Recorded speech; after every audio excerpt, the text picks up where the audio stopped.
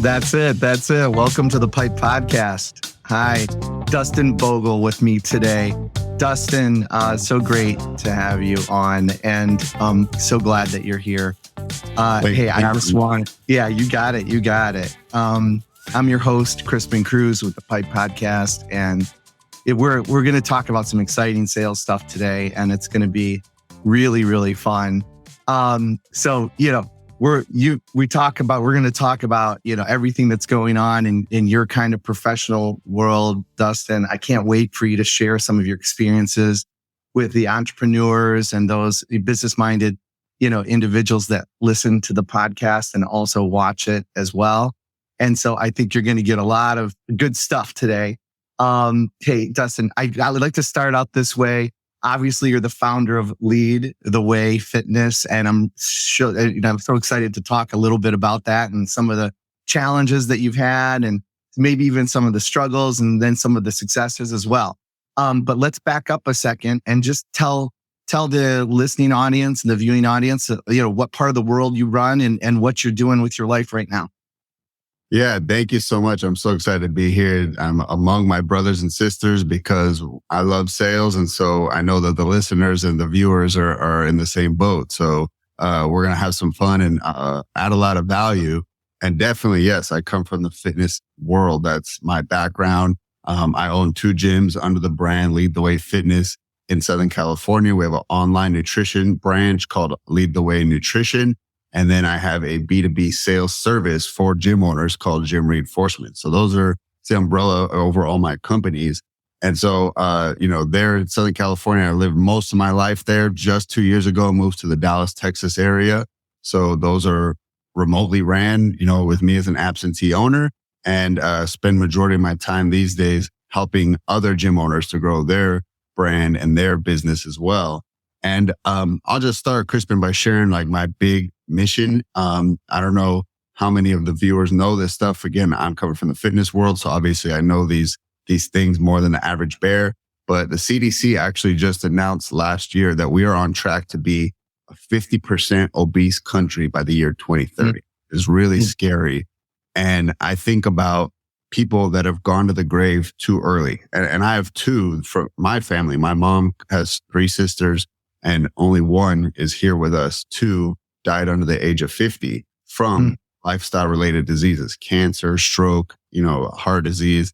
And so my mission in life is not just to get more members in my gym. It's to help all the gym owners across the country. There's 50,000 gyms across the country, to get them more members, because we're at war with obesity. And the only way we're going to win that war is to help more people and more families to get healthy and fit. And again, back to that, people going to the grave too early. Well, that is entrepreneurs, business owners that maybe had the next big idea that we will never see because they took it to them at the grave. They say that some of the best ideas we've seen or that we'll never know are at the graveyard. And so how can we, see those things in our world is to extend their life, give them health, and fight them from, going to that early grave. So that's my big mission. And that's why I want to help gym owners and people in general get healthy and fit. That's a great mission. I got to tell you, that's a great mission. And for the listeners and viewers out there, I just have to say, I am not one that frequents the gym. I'm one that frequents Jim Beam, but I don't frequent the gym. Right. And so I probably need to do that more often. But how do you get people excited to do that? Dustin, how do you get people to understand, what you had just said, kind of the mission, and really to say, hey, part of this is doing it for yourself. And the other part is, kind of inspiring them, to do it, with you or for you. Right. Yeah. And anybody wants to become an expert in sales fast, go sell something that's painful. Right. And that's what fitness is. You got to get up early. You're going to have physical pain. You're going to be sore. You got to give up your sweet treats and you got to eat your protein. You got to get to bed earlier, which means you can't stay up and binge watch. Like all the sacrifices that go with it, you are literally needing to sell. And this is not a fun sale to people. People love concert tickets and Disneyland and pizza and cupcakes. Like those are easy things to sell. It's why they don't need a sales team. They're just collecting money that's inbound to the company. Go sell something people absolutely have to sacrifice for. And man, you have to get good at sales. That's a crash course of sales. But yes, how do you get people? You have to always in sales link pain to the purchase decision, right? There's no, people don't buy who are not in pain. We know that people are motivated by pleasure or pain. 10% of sales come from a pleasure and a gain. 90% of sales, there is a pain point. There is a problem that's trying to be solved. And so a lot of times people will just say, I have a sale. It's 50% off. I have a promo code, buy one, get one. We're running this special deal. And at the end of the day, there's no pain involved in that. You got to really speak to people's pain to get them moving. So when I'm talking to somebody about how to get them motivated to the gym, I have to get them to talk a little bit deeper pain than the surface level answer they tend to start with, which is like, hey, why are you here? Why'd you walk into the gym? Why do you want to work with us? And it's usually, I just want to feel better. I want to lose some weight, some very surface level generic answer. And my job, and the thing that I train people to do in gyms is they have to be like reaching for a tissue because they're crying now. They have to be like feeling vibrationally pain in their body. There has to be like a very serious tone in the room. That's when you can move somebody to make that decision. But if you're at that surface level, which you probably, have heard many people say in sales, for logical level, we're at like level 1, underneath the water. We're like, we're head is above the water and we're treading and life is good. You have to grab someone's legs and pull them underneath the water, make them feel like they're drowning, literally create that like, I'm going to die pain. Then they will make that decision to go forward and get healthy and fit. So now you're getting me excited. Now you're getting me excited. Well, we're talking about sales because, David, our friend David Sandler, Sandler, for those that are listening, he says that there's 3 levels of pain, right? There's the surface level pain, which you talk about. Then there's the pain to the organization, or in this case, maybe to the family, right? And then there's the personal level of pain, that 3rd level of pain that we're going to try to get to. And that's what we always, always, always should be working towards, is how do we get to that 3rd level of pain? Because that's going to inspire, right, those individuals to make a change. Because when the pain is great enough to make a change, then that's the only time that it's going to happen. Yep. Right.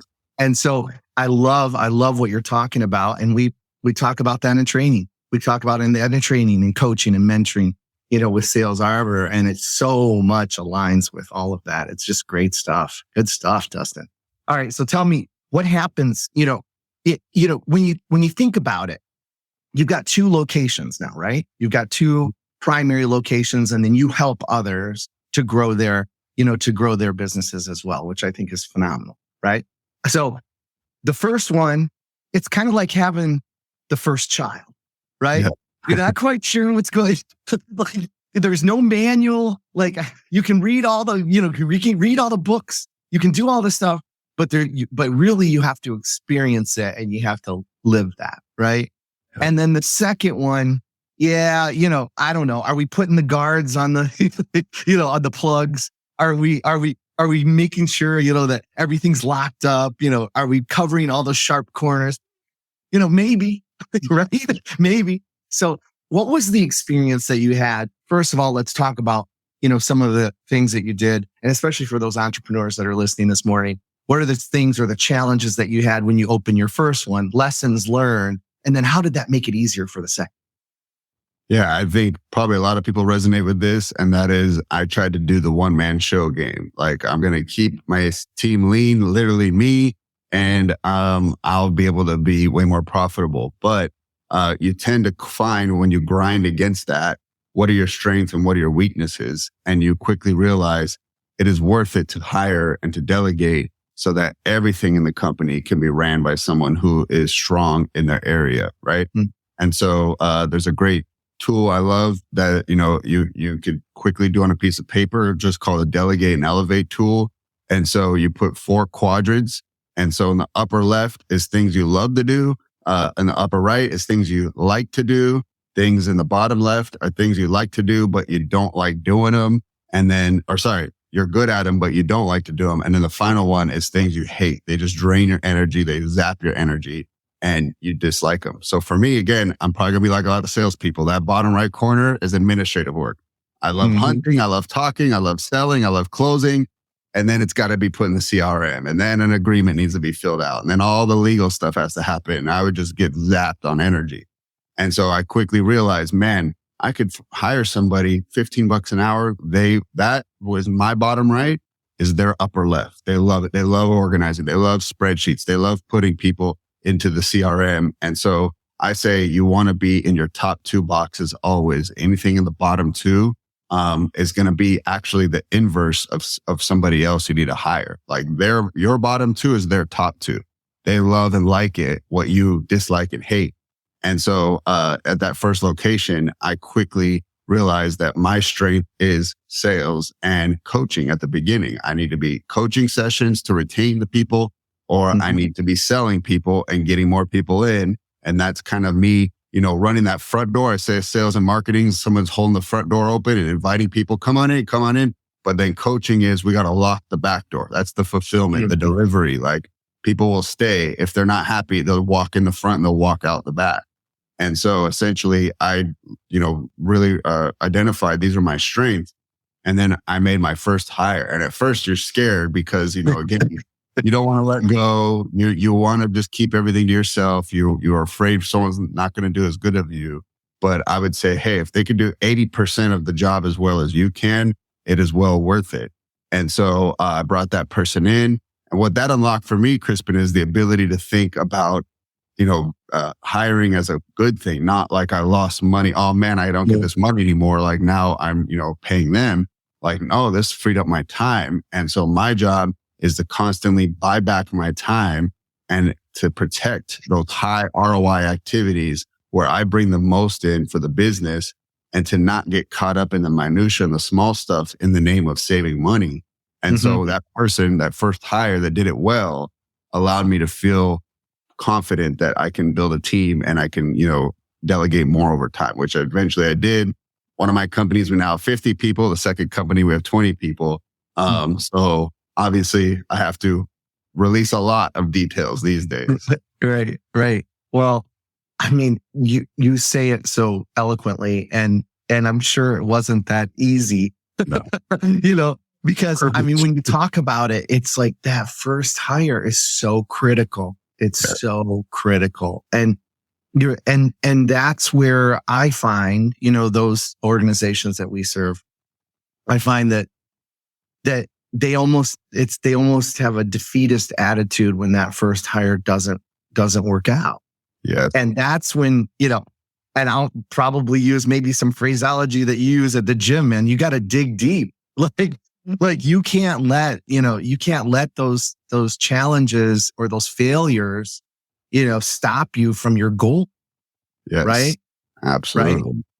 So how do you communicate that not only in your business, but how do you communicate that to those that use, your gym, those that are members, those that come in? How do you communicate that to them? How do you keep them motivated? Yeah, I'm a firm believer that everything rises and falls on leadership.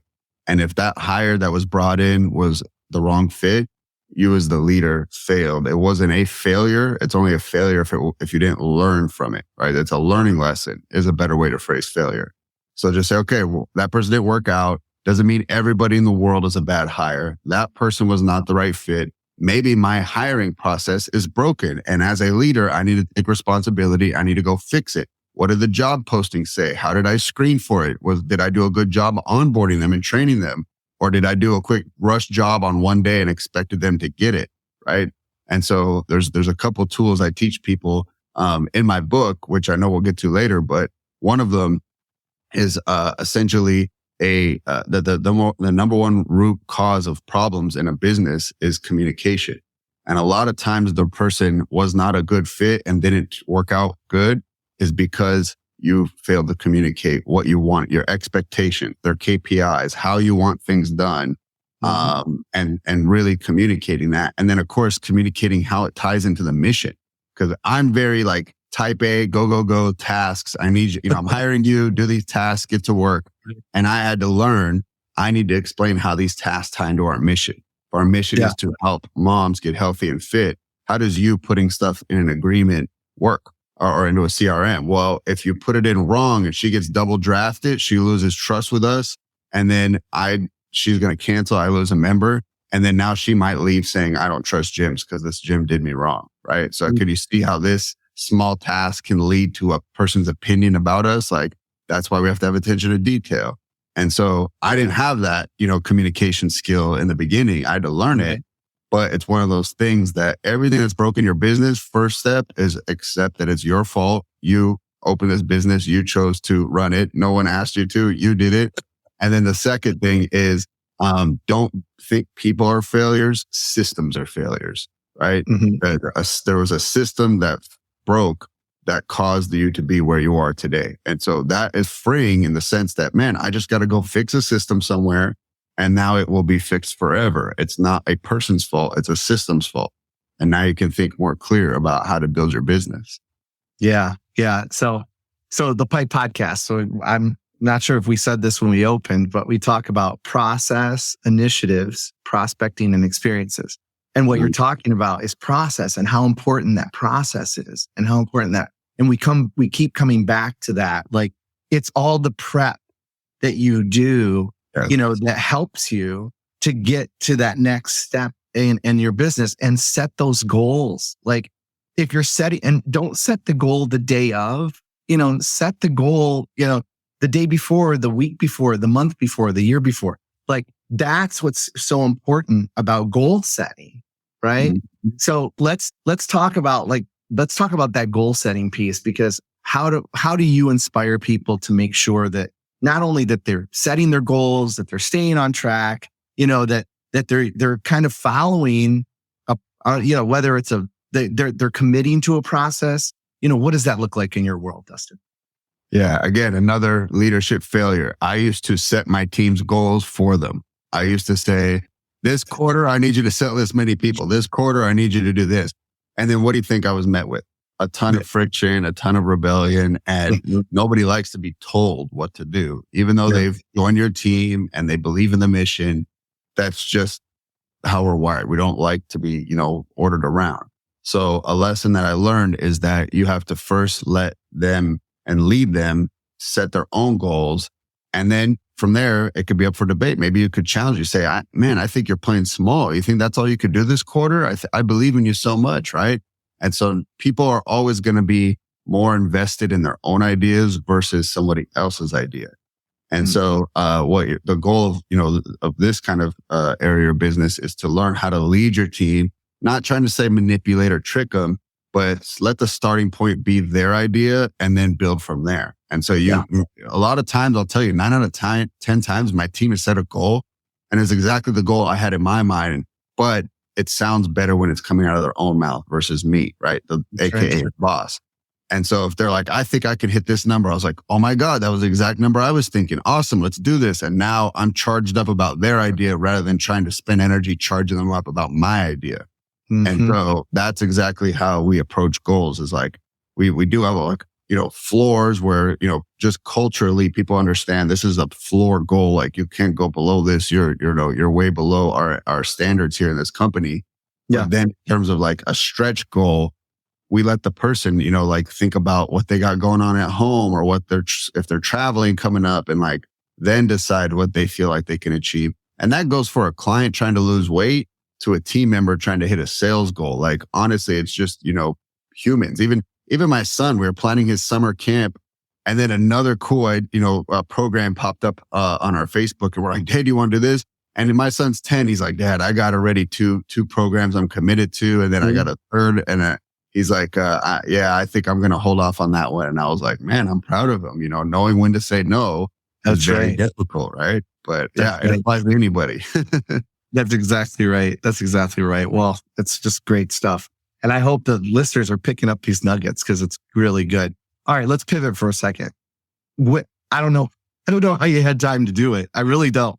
But let's talk about the book. All right. So, because you're building your business, 2 locations, helping other organizations grow, and then some way or another, I don't know, you figured out a way to squeeze in a book too. Let's talk a little bit about that. Yeah. And you're right. It was one of those things that I knew, and I had to prep my wife and I had to tell myself, I'm going to go into this, grind mode for the period of time it's going to take to write it. It was about a 6 to 9 month process, 12 revisions, but it's something that I'm proud of because it is 20 years of being a trainer. It's 13 years of being a gym owner compressed into one book. That's $15 on Amazon. Like, think about that. Anytime you get a book, you're getting someone's lifetime of knowledge in one concise place for a very low amount of money. And so, boom, there you go. Like, it's not a huge investment, but one of my things that I was mindful about is, although it's called Reinforce Your Gym, I really tell people, think of it as it being called Reinforce Your Business, because the 3 main sections, if every business fixed these areas, they would 10x, no problem. And so section 1 is about building your lead machine. Like, how do we get leads flowing in a nonstop way where you don't even have to worry about it and you can move on to other areas of your business. Section 2 is sales multipliers. This audience would love that section, but it's all strategies on how to get either more money from your existing customers or find more ways to collect and make sales from your existing database. And so that's all about multiplying your sales. Just think of, the fitness examples in there and just ask yourself, how could it apply to my business? And then the third is leadership, and it's called How to Build Your Dream Team. And honestly, you can attract type A people, or I should say level 10 people if you're a level 8 leader, right? And so followers only follow strong leaders. And so you got to build yourself up to be a strong leader to attract the best talent in the talent pool. I hear gym owners all the time, man, it's hard. I can't find people. I'm like, what work are you doing on yourself? Because again, we're pointing the finger outward. Like, they're not applying. They're not interested. Well, how good is your job offering, right? And like, how good of a leader are you? And how captivating is your mission? I don't have any problems finding people. I'm in the most competitive fitness market in the world, Southern California. We got a waiting list of coaches, right?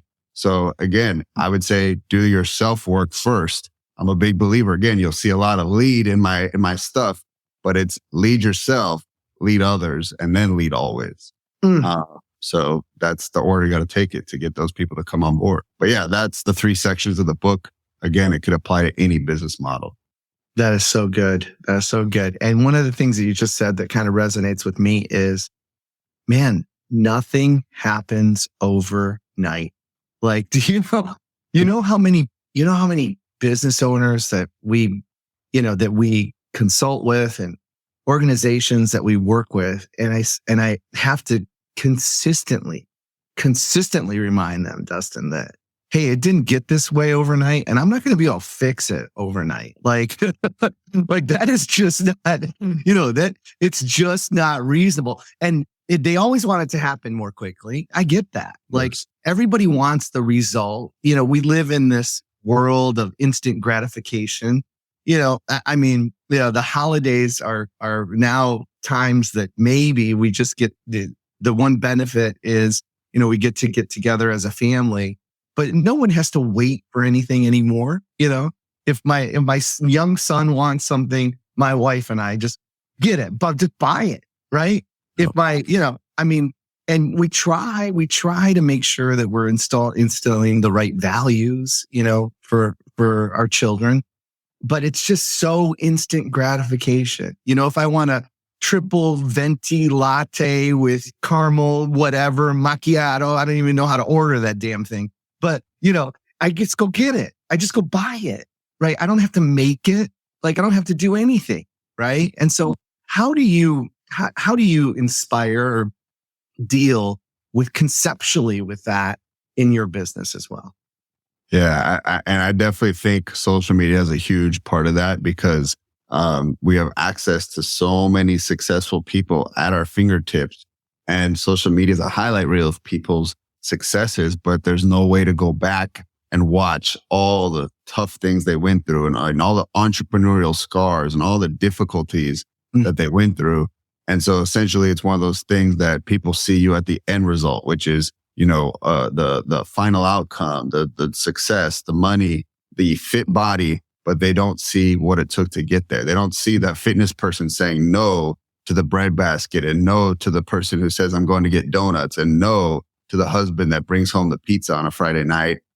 nothing on social media shows all the discipline and the hard work and the sacrifice that goes into it. And so, we just see a fit person and we say, lucky them, they got better genes than me. They were blessed with a faster metabolism. Or we be a successful business owner and we just say, oh man, they're just a natural. They're just built to be a CEO. They're built to be a business leader. And they don't see all the stuff that happens. So I'm so glad you're bringing that up because not enough people are talking about it. We're just thinking that what I see on social media is what I will get if I begin tomorrow. And that is absolutely not the case. You have to basically acquire skills and traits and mindset over time.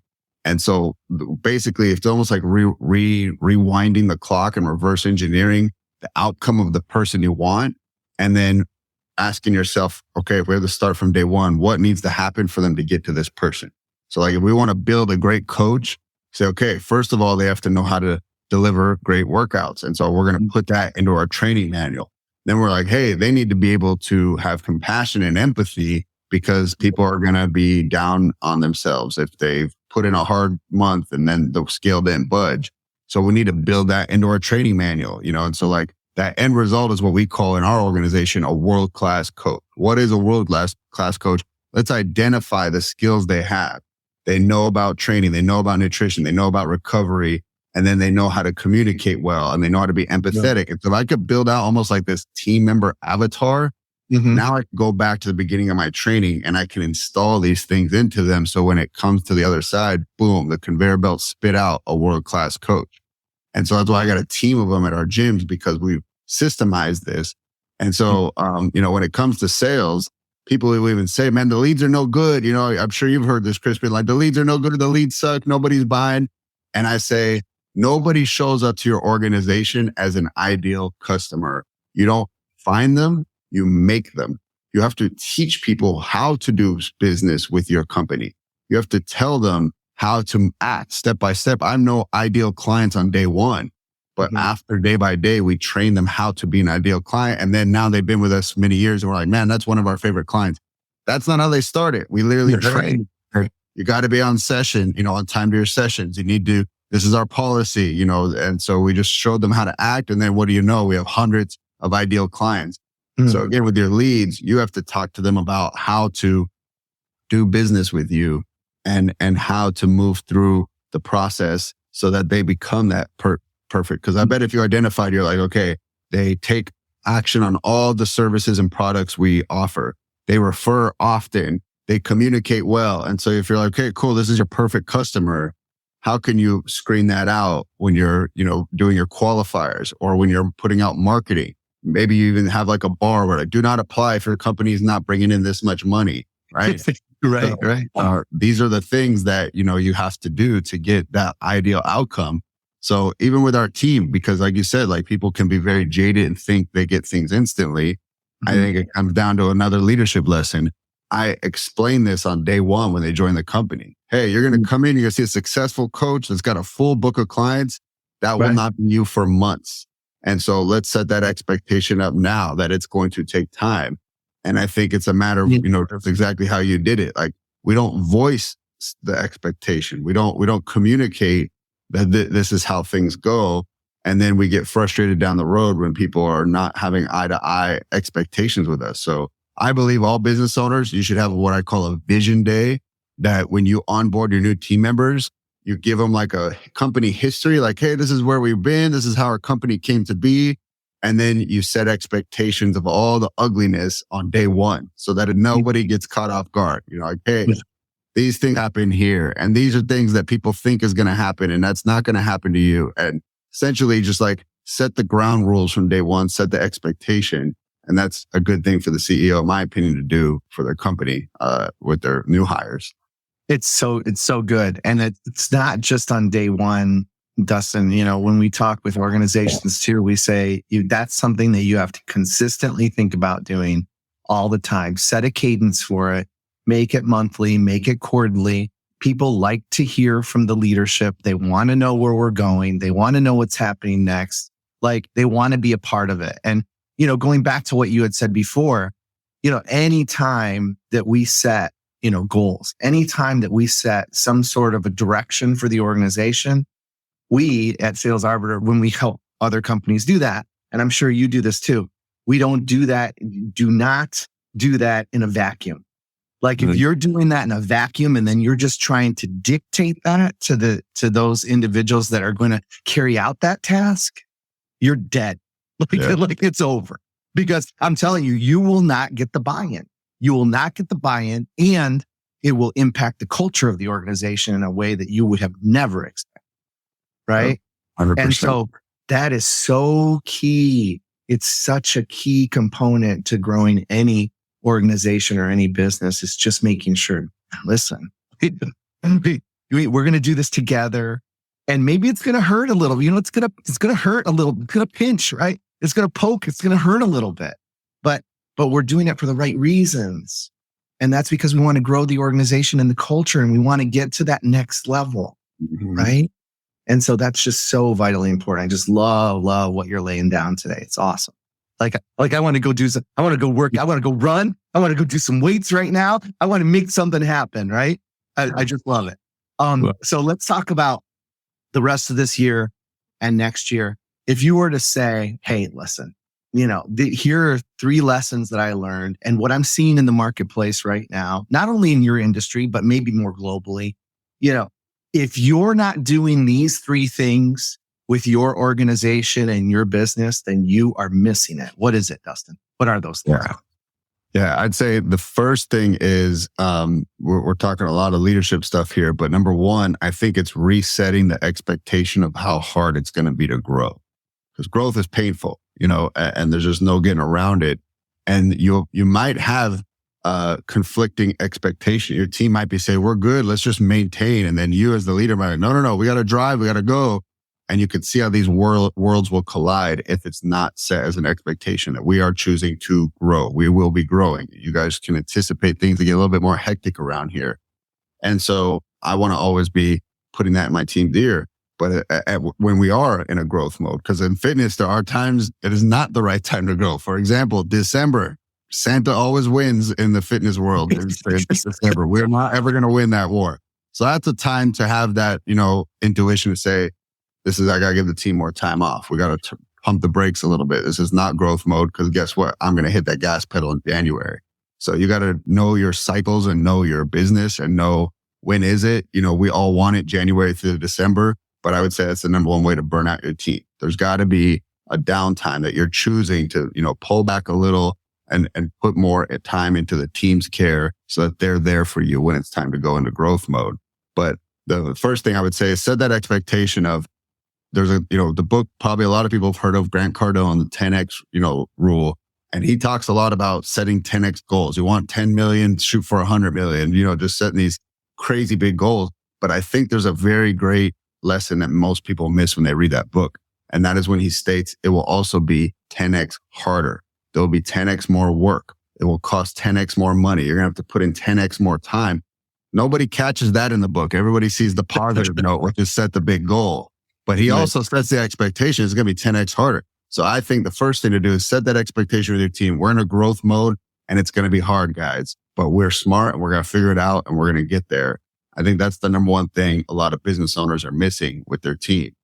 The second I would say is looking at your business not as a right angled growth trajectory where you just see that diagonal line that just goes up the graph. Most businesses don't grow like that. They grow in the way of a staircase. There's some sort of big thing they implement that causes growth, but then they plateau and they level out. Then they do something else and then they plateau and level out. So for me, back to my example was I saw growth and when I opened the gym and then I leveled out. Then I hired that administrative person and I saw growth. She freed me up and then I leveled out. Then I hired an evening coach and now I don't have to coach evenings. I can sell. And then we leveled out. And so if you go back and look at your company history, probably will see it's more like a staircase, not like a nonstop trajectory of growth. So ask yourself, and this is something good for the leadership team, what's our next staircase? What's the next thing we need to do that's going to lead to growth? And then how will we identify when that growth is plateaued out? Right. So talk about that with your team. Like what is, because then it makes everyone think bigger. Staircase growth, guys, not just more of what we're doing, something big. How are we going to make that happen? Right. So talk about big ideas with your team. have a dreaming session, have, out of the box thinking. That would be the second thing I would say, to get you out of the headspace where the news and everybody's saying we're going through a recession, it's downtime. There's so many businesses that grow. So you got to get your team dreaming, because otherwise they'll go to nightmares, right? And you got to get them to think big, right? The third and final one I would say is that there's got to be definitely one-on-ones between leader and direct report. And so your leadership gets dissipated the bigger the group gets. So if I'm having a one-on-one with a team member, we're having the highest level of connection, the highest level of mentorship, because they feel safe and they're getting one-on-one attention. The minute I say, hey, now it's a department meeting, I'm going to get all the salespeople, I immediately, the lack of personalization goes down, because let's say there's 4 salespeople, right? So now I'm have a small group. Now I say it's an all hands on deck company meeting. All 50 people are coming in. Immediately your leadership gets dissipated because of the size of the group. And so I'm privy to lazy leadership too. And it's not that I want to be lazy, but I'm trying to think in the terms of time efficiency. It's more efficient. If I say what I need to say and everybody can just hear it, we can move on. But you have to ask yourself, what is going to go over well in a large group environment, and what needs to be delivered one-on-one so it lands harder, lands better, and that person can ask all the follow-up questions with you right then and there. I think something that's missing in most organizations is the amount of one-on-ones that are needed for the business to grow. A lot of times you got to do a little bit more hand-to-hand combat to grow the company rather than all hands meetings. So those are 3 things that come to mind for me, Crispin, that are not said enough. Yeah, that is good stuff. That is good stuff. Hey, well, listen, I'm so happy you've been on today. This is typically when we pivot to the Sales Arbiter 7. And, this part, the listeners and the viewers really enjoy, because, I took a page out of our friend James Lipton, Inside the Actor's Studio. And I just ask some, maybe what may be considered a little off the wall questions for people to get to know you a little better, and maybe some things that they didn't know about you. So I hope you're game for that. Do it. I love it. Right. Good. I don't think you ever shy away from a challenge. So that's good. So the first one is, what's your favorite word, Dustin? What's your favorite? Man, that is I have to get very, very precise with that. But I think it's going to be leadership. Leadership. Tell me a little bit about that. Because I just feel like all of your life problems and all of your life solutions are found inside of leadership. And whether it's you leading yourself better, thinking differently with your mindset, getting more healthy, learning more, pushing yourself, that's all inside of that lead yourself category. Then lead others is like, it's very selfish to just work on self-development all the time and never share what you're learning with other people, pulling other people along. I'm a big believer in what I call 360 leadership, which is you need to be reaching above somebody that's gone farther than you, someone that is a mentor, hire a coach, a business coach, a mentor. Then there's the side to side where you're now going to your peers. And this is where you're teaching and you're sharing and you're having meetups and you're talking to other people at the same level of you. And then there's reaching below, which is someone that's way behind you. Maybe they're just getting started in sales, getting started in business, and you're doing, tithing with your time, tithing with your knowledge, and you're just helping somebody and pulling them up to your level. So that's where I call, that 360 leadership. And so that's first leading yourself so you can do that, and then leading others, and then just leading always to the day you die. So that's why I love leadership. That's powerful. I love it. What's your least favorite word? No. I've gotten that one before. That one's pretty self-explanatory. I think so. I like it. What's something that could make your day? Honestly, it's going to come down to just helping somebody reduce the amount of stress on their shoulders. I just like helping people. It's just innate in me.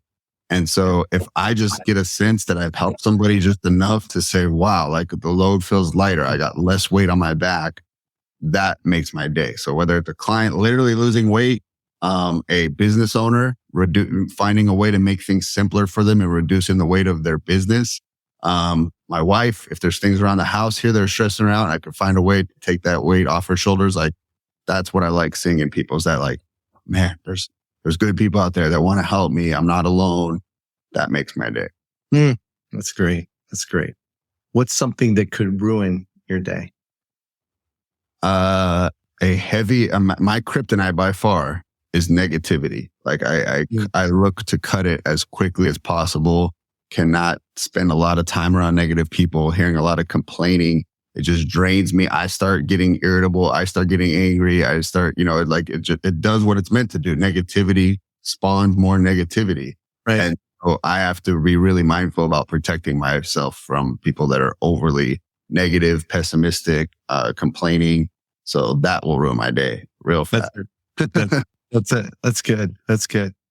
What's a sound or noise that you love?